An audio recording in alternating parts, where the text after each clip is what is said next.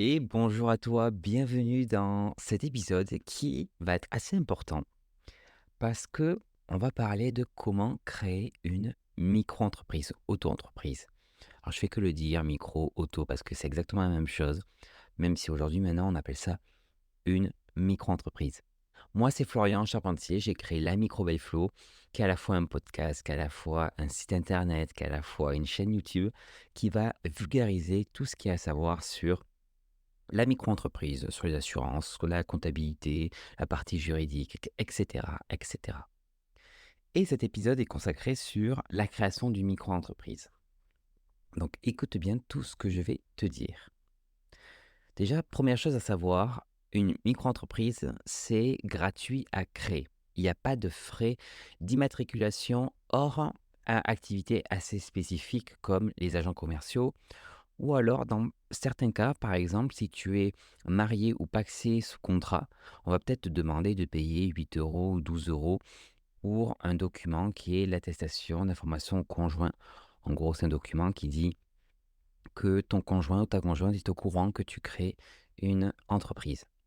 Mais de base, la création d'une micro-entreprise est gratuite. Ça veut dire que si tu tombes sur un site qui te demande de payer, c'est que tu n'es pas sur le site officiel. Tu es sur un site privé d'accompagnement à la création d'entreprises. Et certains sont sérieux, certains le sont moins. Si tu souhaites passer par un de mes partenaires pour créer ta micro-entreprise, je te mets le lien en description de cet épisode. Mais moi, là, je vais t'expliquer un peu les étapes pour pouvoir le faire gratuitement et surtout par toi-même. Il va falloir te rendre sur le seul site officiel qui s'appelle procédure.inpi.fr. Donc procédure avec un s.inpi.fr. Je te mets pareil le lien en description de l'épisode. C'est uniquement sur ce site que tu vas pouvoir créer ton entreprise et pouvoir faire plus tard les formalités de modification d'adresse, de modification d'activité, etc. Donc, une fois que tu es dessus, il va falloir te créer un compte, soit avec Limpy Connect, soit avec France Connect ou France Connect Plus. Moi, je t'invite à passer par France Connect Plus, qui va te demander de passer par l'identité numérique La Poste. Et malheureusement, tu vas devoir passer dessus si plus tard tu souhaites modifier ton activité, modifier ton adresse. Donc si tu veux pas perdre de temps, tu peux passer par France Connect classique. Si tu veux gagner du temps pour plus tard, les prochaines formalités, je t'invite à passer par France Connect Plus, l'identité numérique La Poste que tu devras créer, c'est gratuit.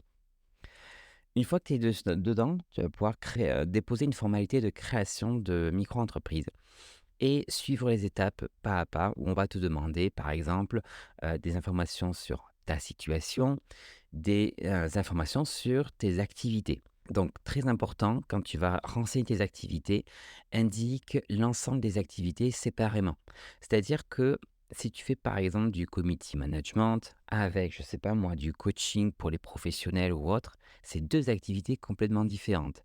Donc, il va falloir que tu indiques autant d'activités que tu exerces en essayant de les catégoriser et préciser quelle est l'activité principale. L'activité principale, c'est celle qui te génère le plus de chiffre d'affaires. Et je sais que c'est difficile d'estimer au début, mais si je devais résumer un petit peu comment identifier ton activité principale, dis-toi comment veux-tu être identifié.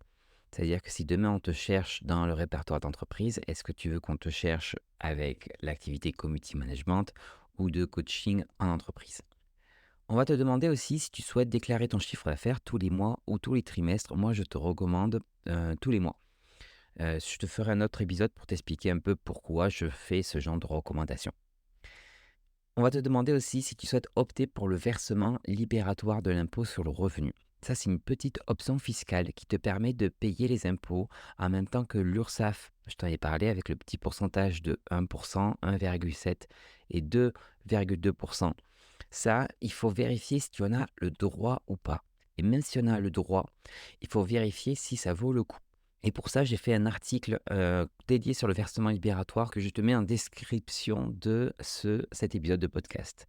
Et je t'invite vraiment à vérifier avant de faire quoi que ce soit parce que le versement libératoire peut avoir aussi des conséquences sur tes impôts, sur toi, surtout si tu n'y avais pas le droit. Si tu es un peu perdu sur savoir comment créer ta micro-entreprise, j'ai fait un tuto sur YouTube qui t'explique pas à pas comment remplir ce formulaire. Donc tu vas sur YouTube, tu tapes, tuto création micro-entreprise, la micro by Flow et tu vas me trouver très rapidement. Et là, je t'invite à regarder toute la vidéo parce que ça t'explique vraiment pas à pas comment remplir ce fichu formulaire. Et voilà, on est déjà à la fin de cet épisode de 5 minutes. J'essaie de faire des épisodes assez courts pour que tu puisses, pas trop t'ennuyer. Et du coup, pour résumer ces informations en 5 minutes quand même, c'est un challenge pour moi. Mais je fais des formats beaucoup plus longs sur ma chaîne YouTube ou alors tu as mes articles de blog sur lamicrobyflow.fr. Je te dis à très bientôt pour un prochain épisode sur la micro-entreprise. Salut!